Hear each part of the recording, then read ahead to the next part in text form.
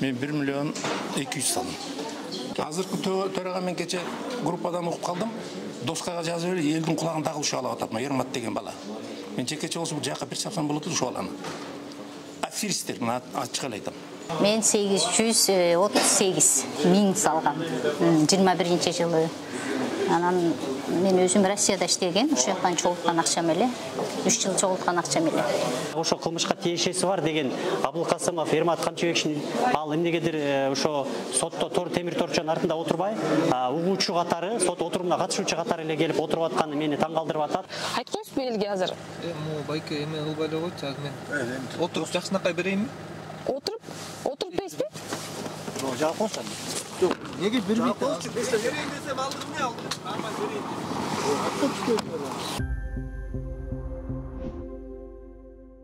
Бишкектин 1-май райондук сотунда 18 январда Ихсан кооперативинин мурдагы төрайымы Акинай Бекмурзаеванын үстүнөн козголгон кылмыш иши боюнча кезектеги соттук отурум өтүп жатат.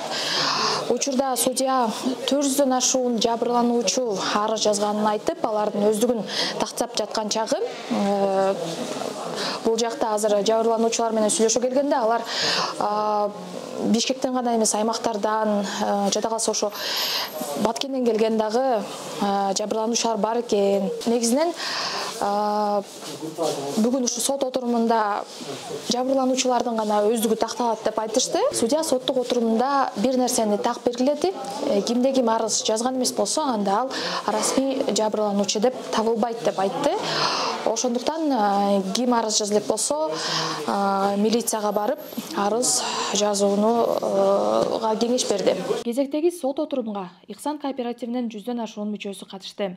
Судья милицияга арыз жазгандардын өздүгүн тактаган соң, алар кезек-кезеги менен сот залынан чыгышты. Анткени залга адам батпай, дем да жетпеди. Кооперативден жабыркадым дегендердин айрымдары отурумга аргасыздан жаш балдар менен катышты. Бүгүнкү отурумда эч нерсе чечилбейт деген деп сот залынан чыгып кеткендер да болду. Судья Ленин райондук ички иштер башкармалыгында Ихсан боюнча дагы бир иштер келип жатканын айтып, арыз жаза электер ошол жака барып жазса болот деди. Акчасын ала албай жаткандар судьянын сөзүнөн кийин бир топ ойлонуп калышты. Айрымдары арыз жазат окшойбуз десе, кээ-бирлери эмне кылышты да билбей калдык деп айтышты. 500дөн ашык адам бул жака ошо сот отурумуна катышууга келди. Алардын ичинде иш боюнча 450дөн ашык адам жабырлануучу деп табылган. Башкы тергөө башкармалыгынан, ички иштер министринин. Анан кийин бул жерде азыр мына сот отуруму башталды. Залда абдан киши көп, ошондуктан көбү сыртка чыгып, ушундай дем алууга аргасыз болуп атат. Анткени үп болуп аба жетишпей атат. Эми негизи айта турган нерсе бул жерде сот отурумунда Бекмурзаева Акинайдын үстүнөн кылмыш козголду. Анан бирок эмнегедир ушул бул жерде дагы ошо кылмышка тиешеси бар деген Абылкасымов, Ермат Канчыбековичтин ал эмнегедир ошо сотто темир торчонун артында отурбай, угуучу катары, сот отурумуна катышуучу катары эле келип отуруп атканы мени таң калтырып атат.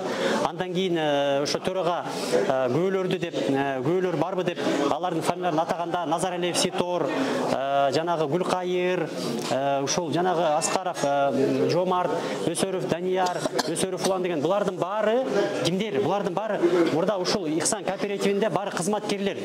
Мени таң калтырган нерсе бул эмне себептен булар ушул бул жерде күбө катары өтүп жатканы таң калтырып атат. Анткени бул кооперативде ушул ызычуу, ушул ушул башталгандан бери булар дагы күнөөлүү деп табылыш керек эле, бирок эмнегедир ушул бир гана Бекмурзаеваны гана күнөөлүү деп табылыптыр бул жерде. Эми күнөөлүү эмес, эми ушул иште ушул каралып атат да, ушул өтүп атат сот отурумунда. Негизи бул канчанчы сот процесси болуп жатат? Анан жабырлануучулар расмий бул жакта 400дөн ашуун деп атат. Чындыгында канча киши бар? Негизи эми чындыгында булар өздөрү кадастрдан көрсөткөн документтери боюнча биз деген 3900 адамга үй жана автоунаа алып бергенбиз деп атышат. Бирок аны булардын айтымы боюнча, бирок эч кандай далил жок. Ал кагаз түрүндө көрсөткөн менен азыр баарын жасап койсо болот. Аны эч ким тактаткан жок. Бул баарыгы мындай сырда болуш керек деп атат да. Андан кийин эми өткөндө кайра ошо председатель Абылкасымов келип алып, элдин алдында чогулуш өткөргөндө айтып атат, 1200 адам үй алган деп. Ал эми Ихсан 2200 ушу бир канча адамга ошо кайра акча карыздап атат. Демек бул жерде өзүңүздөр көргөндөй мындай математикалык жактан эч кандай бир мындай келишпестик болуп атат да. Өздөрү менин билишимче жабыркагандар бир 5000-6000 кишиден ашат. Анткени мына өзүңөр логикага салып көргөндө 3000 киши үй алып атса, ал артынан 3 киши келгенде уже 9000 киши болуп атпайбы? Ошо 2 кишинин артынан бул 3чүлөр үй алган да. Ошондуктан мен ойлойм, ошо жабырчылардын саны мындан да көп. Бирок баары арыз жазып, ошо ГСУга, МВДга кайрылышкан эмес да. Анан биз бул жакта жабырлануучулар менен сүйлөшкөнүбүздө алар милиция бизди суракка чакырган жок деп айтышты да. Анан сизди дагы суракка чакырып тергеп жатабы милиция? Жок, тергеген жок. Биз арыз келинчегим экөөбүз биринчи күнү ошо арыз жазганда барганда, ошол жерден арыз жазганбыз. Ошону булар деген өздөрүнүн канцеляриясынан каттатып өткөрүп койгон. Ошондон кийин бизди бир чакырып, кандайча болду, бул окуя кандай болгон, кандай өңүттө болгон, эмне болгон бир дагы жолу чалып ГСУ бизди бул тууралуу сурак алган эмес. Сиз жогоруда айтып калдыңыз, Таластан бери келдим депчи сотко. Сиз канча акчаны салгансыз Ихсанга? Мен 1 миллион 200 салдым. 1 миллион 200 акча салдым. 2022 жылы 24 февралда. Нас бир айдан кийин болуп калабы, канча уже 1 жыл болот. Ала албай жүрөм. Ихсандын өкүлчүлүгү Таласта ачылды эле. Вот неме кылып, реклама кылып, ошол Кара Бура районунан мен угуп билип, анан шаарга келип, тыйынымды топтоп, бул жерге келип, төккөм акчамды. Анан ошол убадаланган убакытта батирди сизге турак жайга алып бербегенди эмне деп түшүндүрүштү Ихсандан? 4 айдан кийин беребиз деген. Мен 35% менен төлөгөм алып келип. Ошол боюнча жок.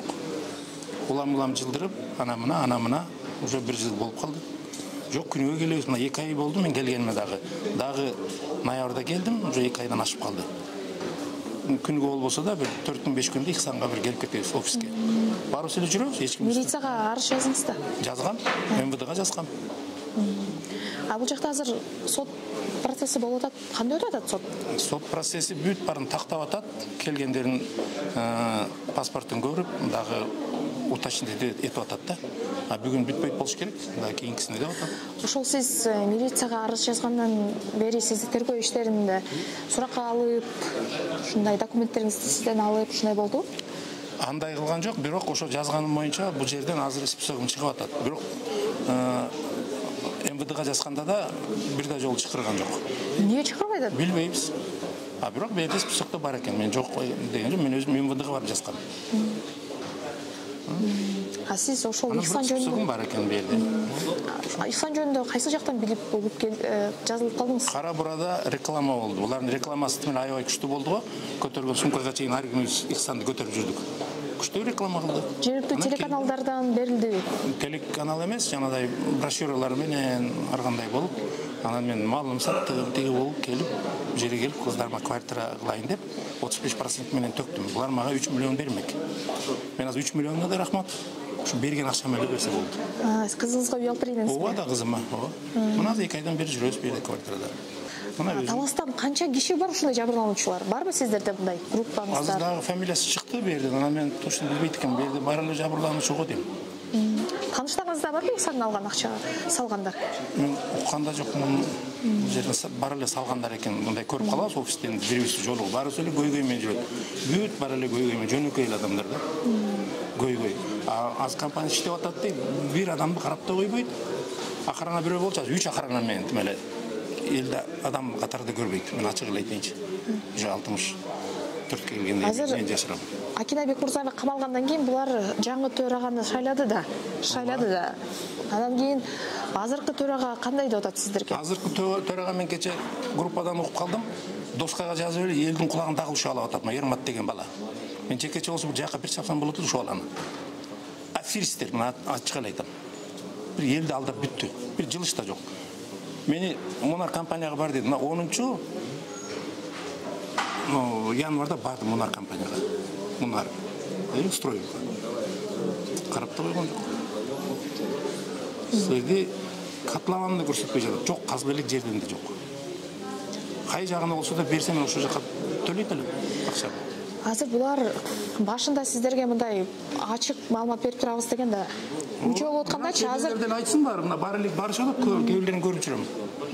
Бүт эле офисте жүрөм. Канча акча бар счетто, канча акча үй алды, так маалымат жокпу? Списогунду көрсөтпөй жатат. Мен онунда бардым деп атам, урушуп да кеттим жана кыздар менен. Даже списогунду айтпай жатат.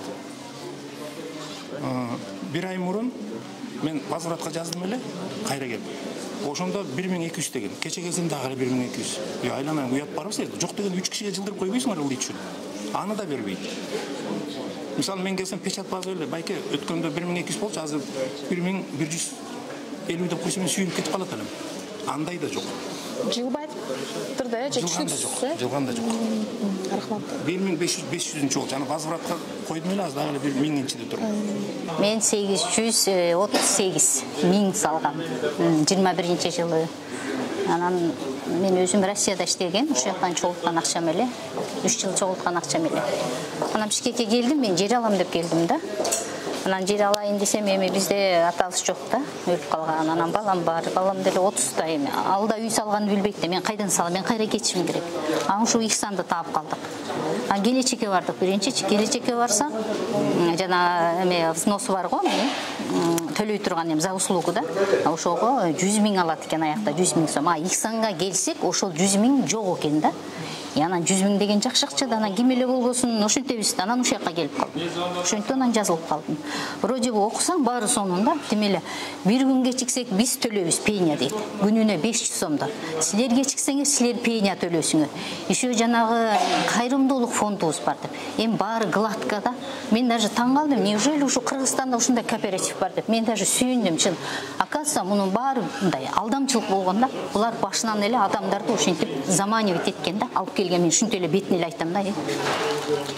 Баары сонунда биз төлөйбүз. Анан юрист, анан үйүңөр мындай болсо, если алган үйүңөр туура эмес мындай, без ремонтта бирдек болсо кайра бир балекет. Условиясы вообще сонун, мен таң калгам, оозум ачып калгам. Неужели ушундай адамдар бар? Мен могу Эрмат Камчыбековду тааныгам. Анда Акинайды мен тааныган эмес, мен телевизордон өзүнүн интервьюсун көрдүм да. Мен намаз окуйм, атам да намаз окуйт, энем да намаз окуйт. Биз ушундай соопчулук табабыз деп аткан. Азыр тескерисинче да.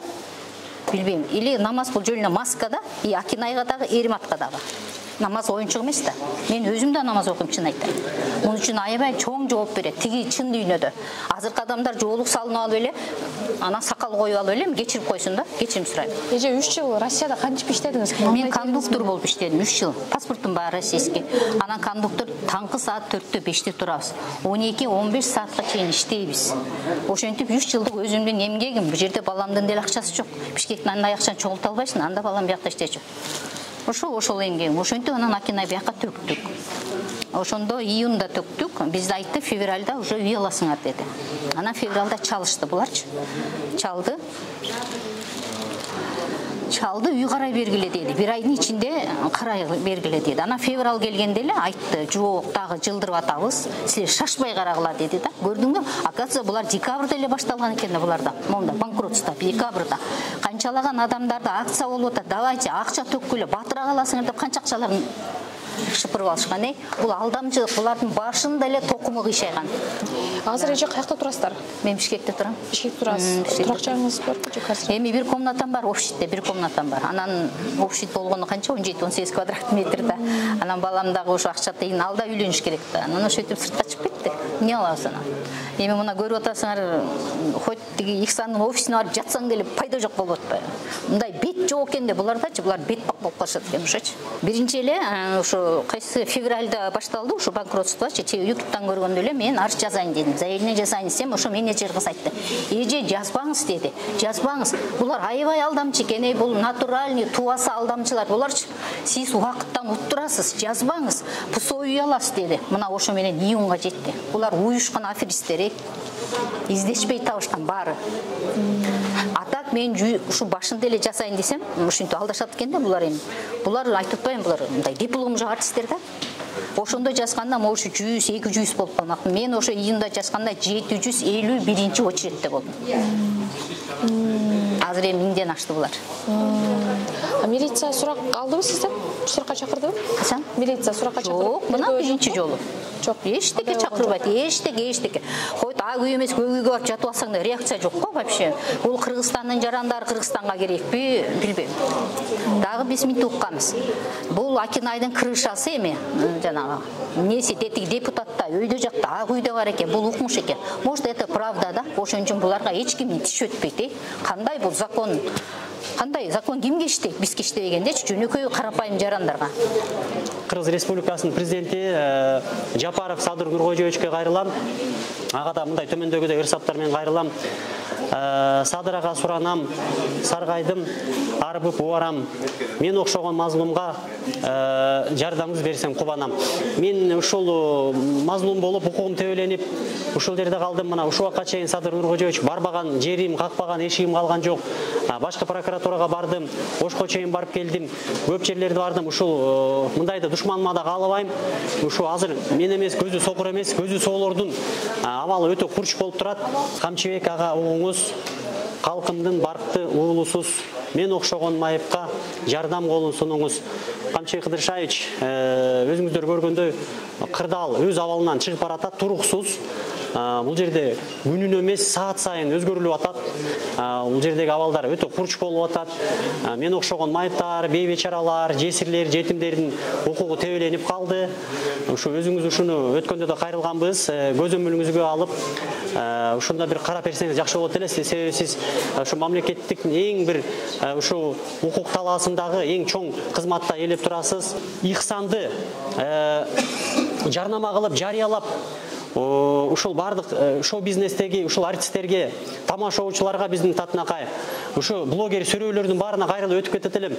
Урматтуу кыргыздын Татынакай уул кыргыздары, ушу Ихсандын ишин жүрүшүнө дагы, алдыга өнүгүшүнө да силер салымыңарды кошконсуңар. Мен билем, албетте бул соодада достук жок. Силерге акча төлөгөн, силер аларды жарнама кылып бергенсиңер. Бирок ошол учурда силер ойлонуп койдуңарбы? Ушу артыңарда, ушу силердин артыңардан канча деген адамдар келерин?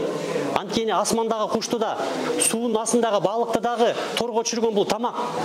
Ушул бир кичинекей үстөк пайыз аз болгон үчүн адамдар ушуга келип мына кептелип отурабыз ушул кырдаалга. Сот отуруму 2 сааттан ашуун убакытка созулду. Ошон койло кетип калат, алданбагыла. Калай ошонтип эле кетип калат.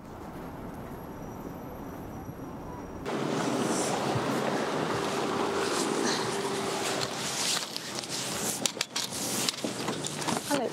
Берес кетирби? Жок, неге отуралы? Биз отура албайбыз да. Машина барбы, жок? Жок машина. Могу жерден бербейсизби? Тышта кетебиз. Жок, тыштабай эле. Жолдон дошу түзүлөш тышта кетели. Шоттук эле. Через 3 просто силердин 5 минут сиз айтып коесузбу, тиги элдин баары күтүп атат. Сиз биринчи биздин эмебизди көрсөңүз керек, офистеги. Айтып коесузбу элге азыр? Могу байке эме кылбай эле койчу азыр мен. Отуруп жакшынакай берейинби? Отуруп дейсизби? Жок, жаап койсун. Жок, неге бербейт? Берейин десем алдым эмне алдым? Нормаль берейин.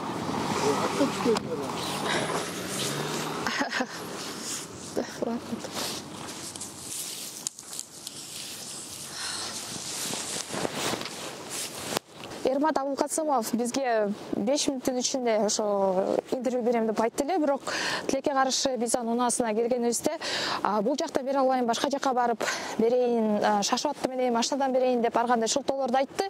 Бирок биз ага ушул соттун алдынан да интервью алмакпыз сизден деп суранганыбызга карабастан машинасын айдап кетип калды. 1-май райондук сотунда 18 январда Ихсан кооперативинин мурдагы төрайымы Акинай Бекмурзаевага жана кооперативдин учурдагы жетекчиси Эрмат Абылкасымовго карата козголгон кылмыш ишинин алкагында кезектеги соттук отурум болуп өттү. Бул отурумда судья жабырлануучулардын өзүн гана тактады, ошондуктан сот процессинен видео тартканга мүмкүнчүлүк түзүлгөн жок. Кийинки соттук отурум 27 январь саат 1-ге белгиленди. Сиз медиа хабты көрдүңүз, биздин каналга жазылып, бул видеону бөлүшкөндү унутпаңыз.